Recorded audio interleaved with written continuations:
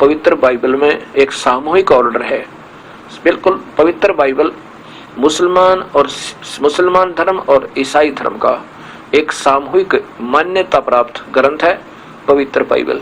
उसमें प्रभु का आदेश हर इंसान, हर पैगंबर मानता है कि बाइबल में जो प्रभु ने आदेश दिया वो सत्य है। तो उसमें आदेश है कि कोई भी मांस नहीं खाओगा, तुम्हारे लिए खाने के लिए केवल बीजदार पौधे और फलदार वृक्ष हैं। ये देखिएगा पवित्र बाइबल,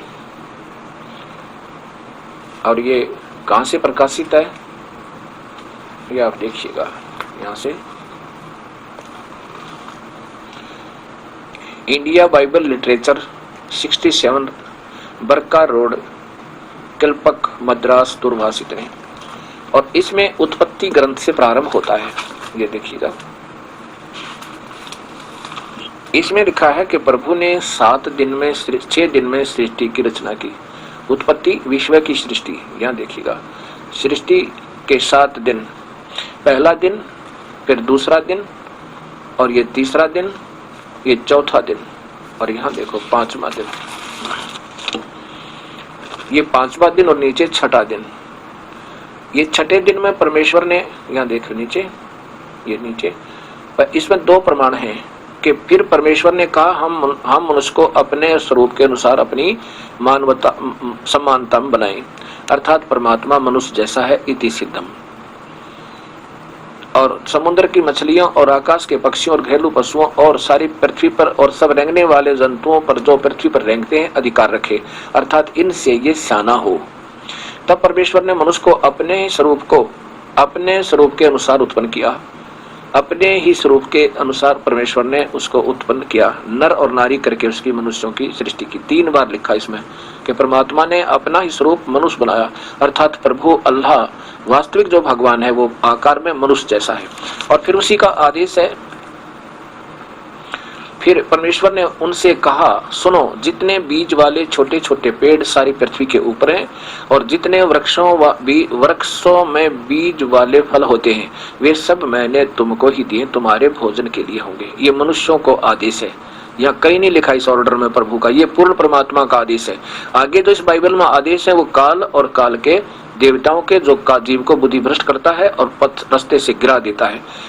और जितने भी पृथ्वी के पशु और आकाश के पक्षी और पृथ्वी पर रेंगने वाले जंतु हैं जिनमें जीवन के प्राण हैं, उन सब के खाने के लिए मैंने सब हरे हरे छोटे पेड़ दिए हैं। और वैसा ही हो गया, यानी पशु पक्षियों को, इवन शेर को भी मांस खाने का आदेश नहीं है। लेकिन ये इतने गिर जाता सतर्क के फिर कोई कहे, और फिर कहे कि परमेश्वर ने कुछ बनाया और अच्छा लगा। 7वां दिन यूं आकाश और पृथ्वी की सारी सेना बनाना समाप्त हो गया और परमेश्वर ने अपना काम जिसे वह करता था 7वें दिन समाप्त किया और तख्त पर जा विराजा। 7वें दिन विश्राम किया, तख्त पर जा विराजा। अब ये देखना होगा हमने कि ये पवित्र बाइबल हर एक ईसाई और मुसलमान को मान्य है, और इसी का प्रमाण कि वो परमात्मा जिसने 7 दिन में सृष्टि रची, 6 दिन में सृष्टि रची, 7वें दिन तख्त पर जा विराजा, वो पूर्ण ब्रह्म है, वो कबीर परमेश्वर है।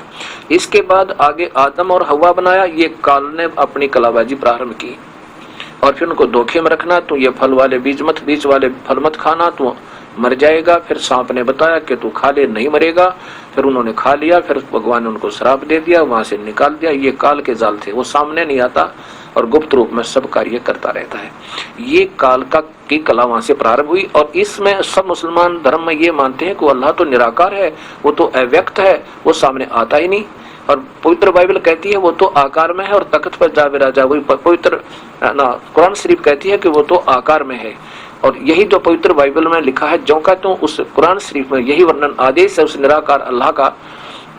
अपने पवित्र, अपने प्रिय उसका मोहम्मद जी को काल कह रहा है कि निराकार अल्लाह बोल रहा है किसी के अंदर प्रवेश करके, और कहता है कि वो परमात्मा पूर्ण है जिसने 6 दिन में सृष्टि रची, 7वें दिन तख्त पर जा विराजा। अर्थात भगवान आकार में है तो जा विराजा।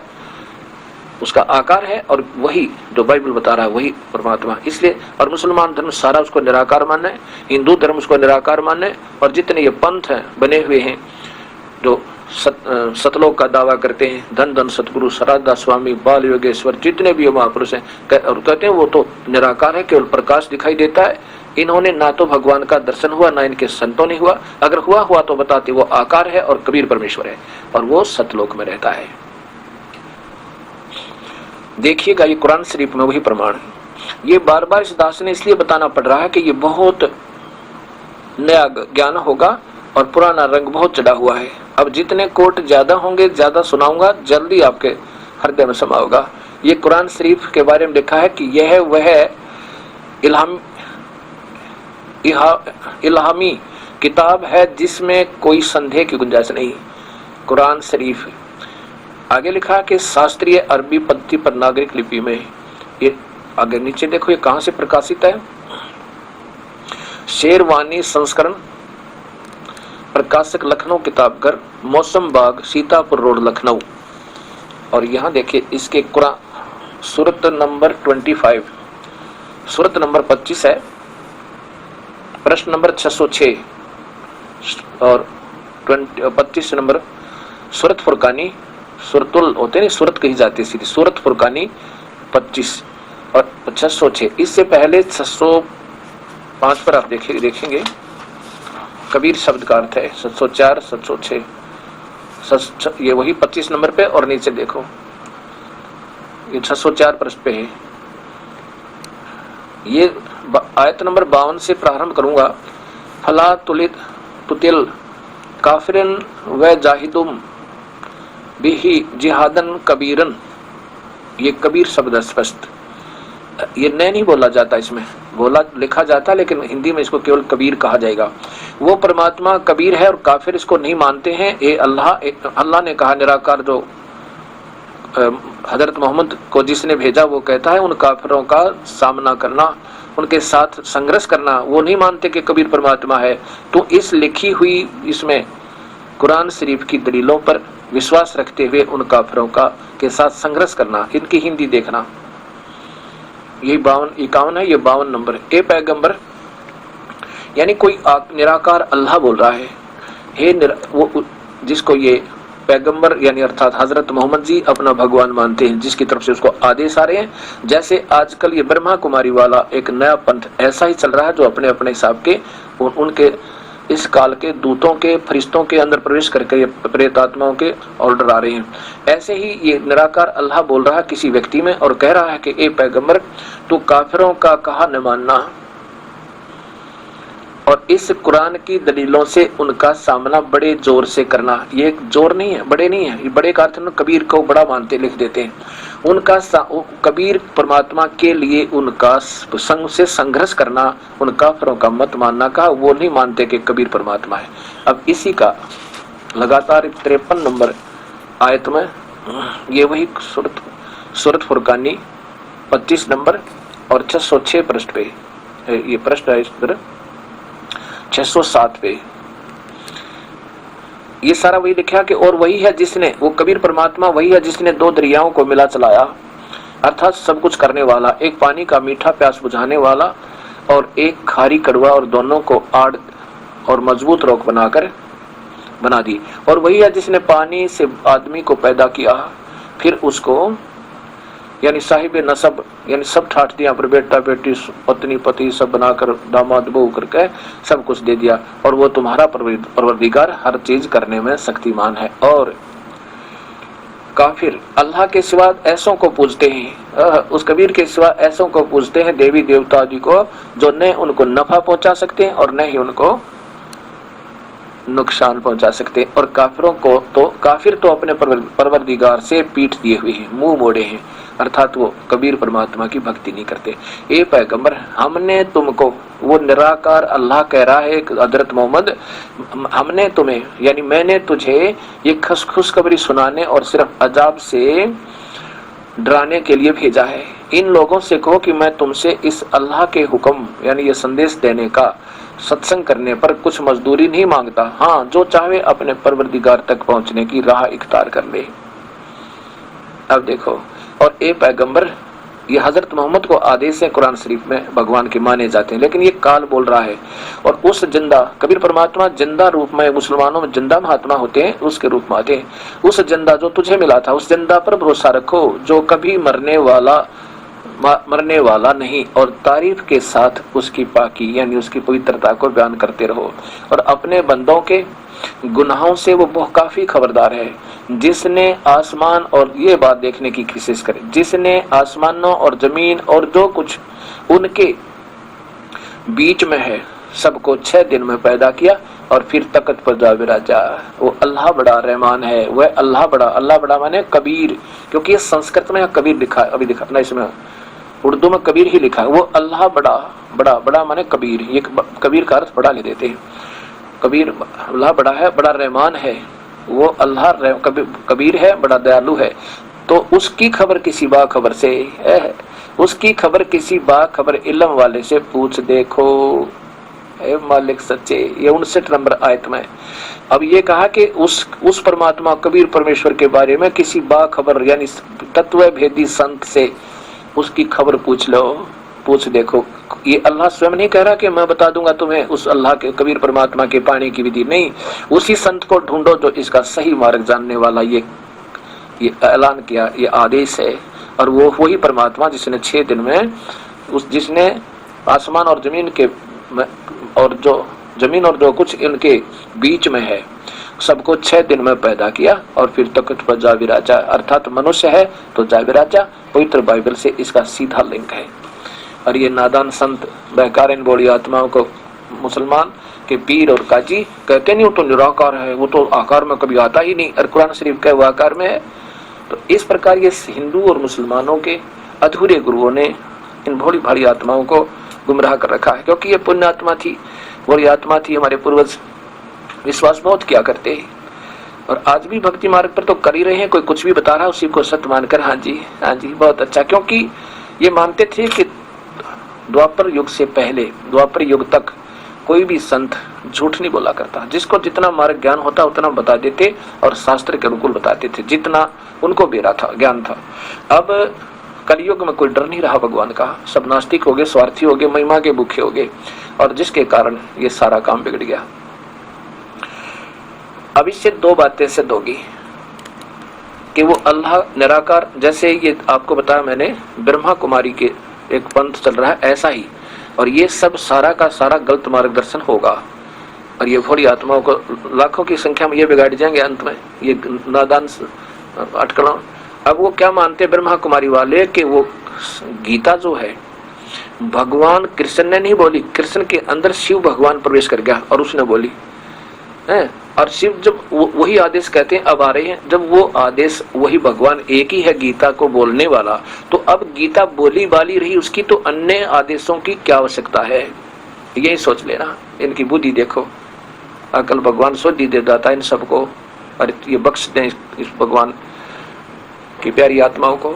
जब उसी को मानते हैं कि शिव ने, ये शिव कौन है, ये महाब्रह्मा महाविष्णु महाशिव रूप में ये काल सतलो उसमें रहता है, ब्रह्मलोक में रहता है, एक ब्रह्मांड में, और वहां ये ऐसी लीला करके रखता है। तो ये मानते हैं कि भगवान श्री कृष्ण में प्रवेश करके जैसे वो गीता बोली थी वो उसी भगवान ने, शिव ने बोली। और अब भी बोल रहे हैं कि अभी मान रहे हैं कि 2 कुमारियों यानी कुंवारी लड़कियों में लड़की के अंदर प्रवेश करके कौन, पहले तो ब्रह्मा प्रवेश करे उसमें, और ब्रह्मा की आत्मा में मिला शिव प्रवेश करे, और तब वो बोल रहे हैं वो आदेश सही है। तो क्या भगवान के फिर ये आदेश गलत है? जब ये गीता बोली बाली है उसी भगवान की, उस ब्रह्म की, उस काल की, और वो खुद कहता मैं काल हूं और काल ही की पूजा ये ब्रह्मा कुमारी वाले फिर दृढ़ कर रहे हैं, और वो भी गलत कर रहे हैं, क्योंकि ऐसे ही ये जो लिखा है वो सत्य है। फिर और भगवान ही बदल गया या वो अपनी दोगली बात करेगा कि आज उस चैलेंज और उसको चेंज कर देगा अपने ऑर्डरों को। अब ये बात नहीं समझ मारी, हे परमात्मा ये कहाँ ले जाएंगे इस बूढ़ी आत्माओं को, कुछ तो बख्शो, रहम करो इस बूढ़ी आत्माओं पे। ये काल के दूत बोले नमा के इन लड़कियों में, ये प्रेत आत्मा जो भ्रष्ट है ना, पहले के जिन संतों ने कोशिश की अपने मनमुखी साधना करके, और वो पत्र बन गए, और पत्र बनकर वो किसी में भूत की तरह प्रवेश कर जाते हैं और अपनी मनमुखी बातें उनके अंदर बोल रहे हैं। ये डरते बूढ़ी आत्मा, ओहो देखो अब तो ये निष्कति, ये तो ऐसे निढाल हो गई थी ये लड़की, इसमें तो शुद्ध बुद्ध नहीं रही थी, और फिर ऐसी कड़क के बोलती है। या क्रोथा में आ जाओ, आपको सैकड़ों दिखाऊं ऐसे भूत प्रवेश किए, फिर ना जाने क्या क्या बोले। तो क्या ये परमात्मा के आदेश है? परमात्मा का आदेश वे मानते हैं गीता शिव ने बोली, और शिव की गीता बोली बाली, फिर अन्य की क्या आवश्यकता है? इसके आधार पर चलो। ऐसे ये सारी कहानी काल बिगड़वा दे, अपने दूतों के माध्यम से किसी में प्रवेश कर नो डरा दे, मैं हनुमान बोल रहा हूँ, मेरी ये बोल दो, मेरा ये कर दो, लाल लंगोट ला दो, और सवामण का मेरा भोग लगा दो, नादान कहीं के हनुमान बोलेगा ही बाके। तो ऐसे ये उड़छेड़े अब फिर उड़ जाती है।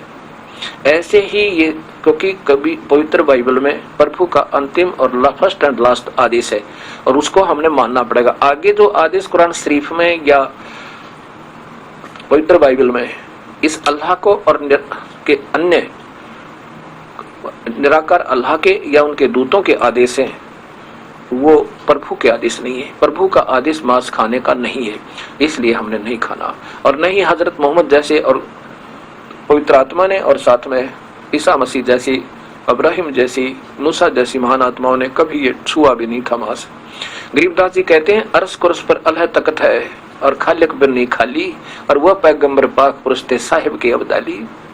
अरस कुर्स पर, आसमान के ऊपर कबीर परमेश्वर का, अल्लाह यानी सारी सृष्टि के मालिक का ताकत है, और इस खालिक बिन नहीं खाली, उस खालिक यानी पूर्ण परमात्मा के बिना यहाँ एक रज्म भी खाली नहीं। उसकी निराकार शक्ति आज सब के अंदर समाई हुई है।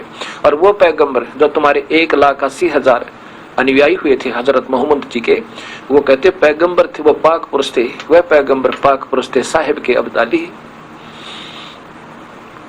वो तो कृपा पात्र थे उस प्रभु के, वो तो पवित्र आत्मा थी, वो मांस मिट्टी नहीं खाते थे। आगे बताते हैं कि नबी मोहम्मद नमस्कार है, नबी मोहम्मद नमस्कार है, राम रसूल कहाया, 1,80,000 को सौगंध जिन नहीं कर चलाया। अब कबीर साहब की प्यारी आत्मा गरीबदास जी कहते हैं, मुसलमानों ये गुमराह कर रहे तुम्हारे को, ये काजी और मुल्ला। 1,80,000 को सौगंध जिन नहीं कर चलाया, नबी मोहम्मद नमस्कार है। वो तो पूजनीय आत्मा थी, सी पुण्य आत्मा जिन्हें संघर्ष किया एक अल्लाह पर लगाने के लिए। लेकिन ऐसे ही ये काल अपने फरिश्तों को भेज भेज के इन भोली आत्माओं को दबाव देकर डरा डरू के और अपना ज्ञान भर देता है। फिर पीछे से परमात्मा आते हैं या उनका संत आता है, तब तक वो इतने प्रभु बन जाते हैं, वो उसमें के पैगंबर यानी संदेशवाहक संत, वो काल यानी जब वो काल के दूत बन गए, क्योंकि उसी तक की साधना बता रहे हैं, चाहे हिंदू या मुसलमान कोई भी पैगंबर या संत बने, उनमें ये काल ने अपने हिसाब से निराकार अल्लाह ने अपने लेवल का ज्ञान उनमें जमा कर दिया। और जो परमेश्वर आते हैं या अपना सत संदेश वाहक अपना दूत भेजते हैं, रसूल भेजते हैं, फिर उसकी कोई सुनता नहीं। इस करके ये काल बिगाड़ जाता सारी कहानी को। तो यहाँ जहां तक पूर्ण परमात्मा के आदेश हैं वो बिल्कुल सही है। और इसमें यही लिखा हजरत मोहम्मद को कुरान शरीफ में सूरत फुरकानी 25 आयत 52 से 59 खूब पढ़कर देखना।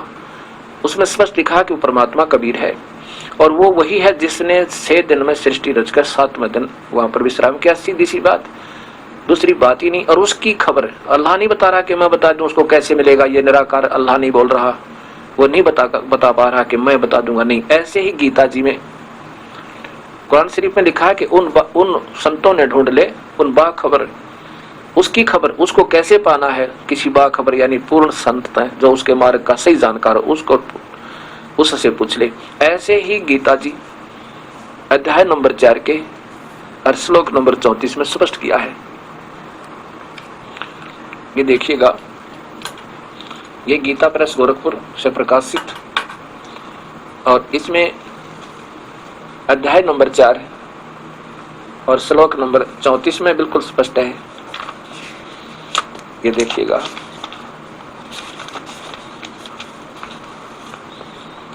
अध्याय नंबर 4 ये स्पष्ट है सामने, और ये 34।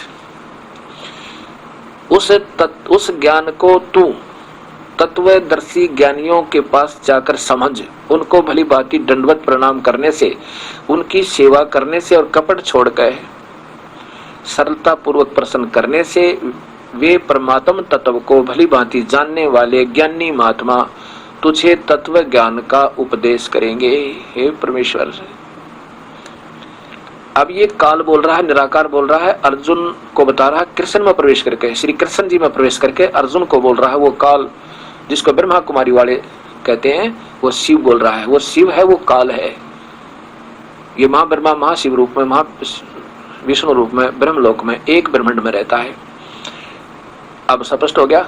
अगर भगवान ब्रह्म ने अपनी पूजा के बारे में स्पष्ट किया है कि मेरा अगर तुमने सिमरण करना है, तो 8वें अध्याय के 12 और 13 श्लोक में स्पष्ट लिखा है कि मेरी पूजा ओम नाम के जाप से कर ले। अपनी तो बता ही रहा, कोई नो सोचे कि भगवान मेरे लिए बता रहा है, उन संतों ने ढूंढ ले, नहीं।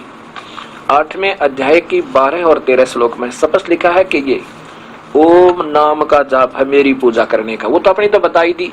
उस परमात्मा पूर्ण ब्रह्म के बारे में उन संतों ने ढूंढ ले जो इसके सतमार्ग के जानने वाले हो। ये अध्याय नंबर 8 और श्लोक नंबर ये 12 और 13 इकट्ठी संस्कृत सरलार्थ किया है। ये ओम नाम स्पष्ट लिखा है, ये देखिएगा। ये ओम नाम है ब्रह्म, यानी मुझ ब्रह्म, माम ब्रह्म, मुझ ब्रह्म का, माम ब्रह्म, मुझ ब्रह्म का ओम, इस एक अक्षर के नाम का उच्चारण करता हुआ स्मरण करो। ए बंदी छोड़, अपना तो बता ही रहा कि मेरा तो माम ब्रह्म, मुझ ब्रह्म का इस एक अक्षर ओम अक्षर से उदाहर माने उच्चारण स्मरण उच्चारण करता हुआ मुझे स्मरण करो। ये अभ्यास योग मेरा हो गया। कहा ना, जिस भी अभ्यास योग से युक्त होकर जिसका सिमरण करेगा उसी को प्राप्त होगा। मेरा सिमरण तो ओम नाम का है और उस परमात्मा की भक्ति करनी उसके आधार पर करो, सीधी सी बात है। ये देखो, सर्व इंद्रियों के द्वारों को रोककर तथा मन को हृदय देश में स्थिर करके उस जीते हुए मन के द्वारा प्राणों को मस्तक में स्थापित करके परमात्मा संबंधी योग धारणा में स्थित हुए जो पुरुष ओम, ओम ये द्वारा भी ऐसे लिखा है, बिल्कुल इसमें कोई अंतर नहीं। ओम, इस यहाँ लिखना था, ये थोड़ा सा अपना गोलमोल कर जाते हैं। माम ब्रह्म, ये लिखना था माम ब्रह्म, मुझ ब्रह्म का, मुझ ब्रह्म का इस ओम नाम के एक अक्षर से दो व्याहरण माने उच्चारण करता हुआ, और ये देखो अनुसमरण माने चिंतन करता है, स्मरण करता है और शरीर को त्याग जाता है, वो पुरुष परम गति को प्राप्त होता है। मेरी परम गति यानी काल जितनी परम गति दे सकता है उतना लाभ ये दे सकता है। अपनी तो ये बता दिया कि मेरा तो केवल ओम नाम है बस, और इसके आधार पर सिमरण करोगे तो मुझे प्राप्त होगे। और फिर लिखा है कि उस परमात्मा का भजन करोगे तो वो उसको प्राप्त होगे। अभी इसी 8वें अध्याय के 8, 9 और 10 में और 6 में 7 में स्पष्ट किया है।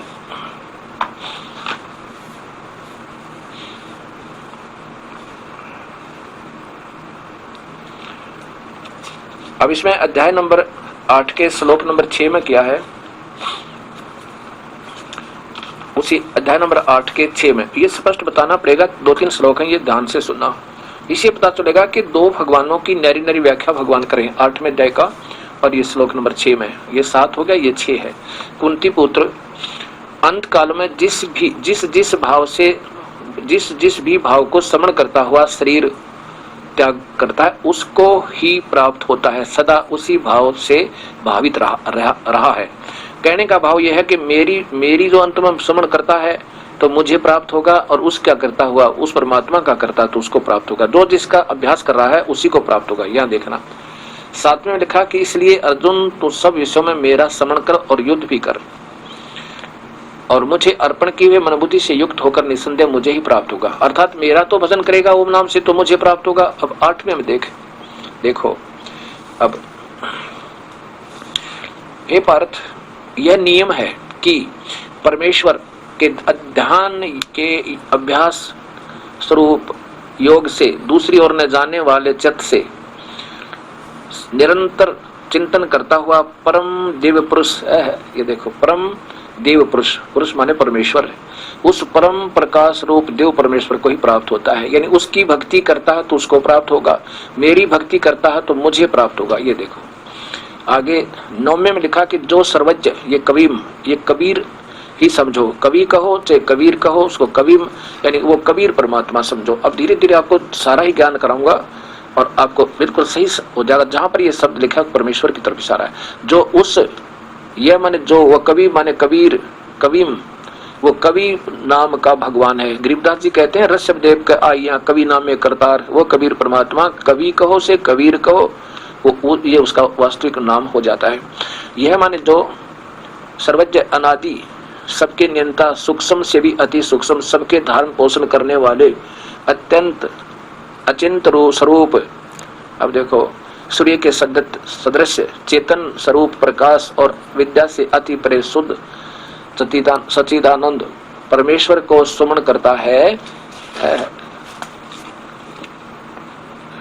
वह भक्ति युक्त पुरुष अंत काल में योग बल से भरकटी के माध्यम से प्राणों को अच्छी प्रकार सचित करके फिर निश्चल मन से स्मरण करता हुआ उस देव परम पुरुष को ही प्राप्त होता है। मेरा सुमन करने वाला तो मुझे प्राप्त होता है और उस तत्व देव परम पुरुष, उस देव परम पुरुष माने परमात्मा को, उस परमात्मा को प्राप्त होगा। ये पता है कि यहाँ पर जो मैं कहना चाहता था, ये दास आपको समझाना चाहता है, वो ये है कि यहाँ ये निराकार अल्लाह जिसे तो आप बोलते हो, वैसे तो ये आकार में है, काल है। ये कह रहा है कि मेरा सिमरन करना तो ओम नाम का केवल एक मंत्र है, इसका तू बिल्कुल उच्चारण भी कर और सिमरन कर मेरा, और युद्ध भी कर, मुझे प्राप्त होगा अंत समय में, क्योंकि उसका अभ्यास बना रहेगा, उसी में आस्था रहेगी, उसी को प्राप्त होगा।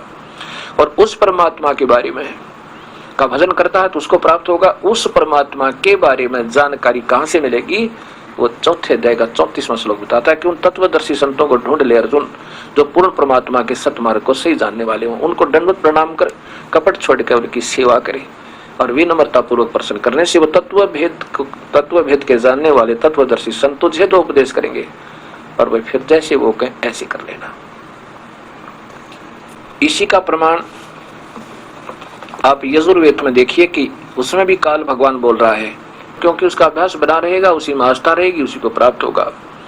और उस परमात्मा के बारे में का भजन करता है तो उसको प्राप्त होगा। उस परमात्मा के बारे में जानकारी कहाँ से मिलेगी, वो चौथे अध्याय का 34वां श्लोक बताता है कि उन तत्वदर्शी संतों को ढूंढ ले अर्जुन, जो पूर्ण परमात्मा के सतमार्ग को सही जानने वाले हों, उनको दंडवत प्रणाम कर कपट छोड़कर उनकी सेवा करे और विनम्रता पूर्वक प्रश्न करने से वो तत्व भेद के जानने वाले तत्वदर्शी संत तुझे तो उपदेश करेंगे, और वह फिर जैसे वो कहें ऐसे कर लेना।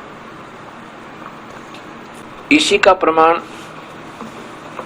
आप यजुर्वेद में देखिए कि उसमें भी काल भगवान बोल रहा है, और वो कह रहा है कि उस पूर्ण परमात्मा के बारे में नाना प्रकार की भ्रमणाएं होती हैं। यजुर्वेद महर्षि दान सरस्वती जी द्वारा स्वयं भाषा भाष्य है, और ये सर्वदेशिक आर्य प्रतिनिधि सभा का प्रकाशन।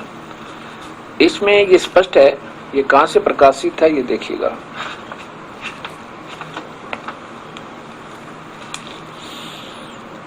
प्रकाशक है सर्वदेशिक आर्य प्रतिनिधि सभा 2/5 महर्षि दान भवन, रामलीला मैदान, नई दिल्ली। और ये यजुर्वेद आर्य भाषा भाष्य संपूर्ण 40 अध्याय महर्षि दान सरस्वती कृत, इनके द्वारा भाषा भाष्य महर्षि दान जी द्वारा। अब इसमें मैं आपको ये दिखाना चाहता हूँ कि 40 नंबर अध्याय में संस्कर देखना, इन्होंने अपने हिसाब से किया है। ये अध्याय नंबर 40 और इसमें 10 नंबर श्लोक देखो, इसमें क्या लिखा है ये संस्कृत आप सामने देखिएगा। इसका लिखा है कि अन्यत एव आहु संभावता, अन्यत आहु असंभावता इति सुश्रुम धीराणाम ये न तत् विचक्षरे। इसका सीधा सा अर्थ बना है कि कोई तो भगवान को कैसा कहता है, कोई कैसा कहता है, उसके बारे में ये धीराणाम, ये लिखा ना धीराणाम, ये धीराणाम माने जो टिकाऊ ज्ञान वाले यानी तत्वदर्शी ज्ञानी संतों से सुनो। अब इसी का दूसरा 13, इसी के 13 नंबर श्लोक में 2 बार लिखा है, इसमें अध्याय नंबर 40 के ये 13 नंबर श्लोक में ये देखो, इसमें भी लिखा है। और यहाँ देखो इन्होंने धीराणाम का अर्थ में महर्षि जी क्या लिखते हैं, धीराणाम माने आत्मज्ञानी विद्वानों से। ये दिखाना चाहता हूं कि धीराणाम का अर्थ है अब आत्मज्ञानी विद्वान, जो सही तत्व के जानने वाले पूर्ण परमात्मा के, उसके बारे में पूछो। इसमें भी 2 भगवानों का जिक्र लगातार चलता आ रहा है।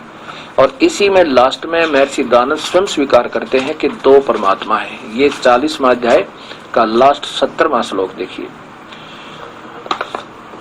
वेद बता रहे हैं, वेदों को छुपाने की, क्योंकि ज्ञान ना होने से हम कुछ भी इसका सर्वनाश कर सकते हैं।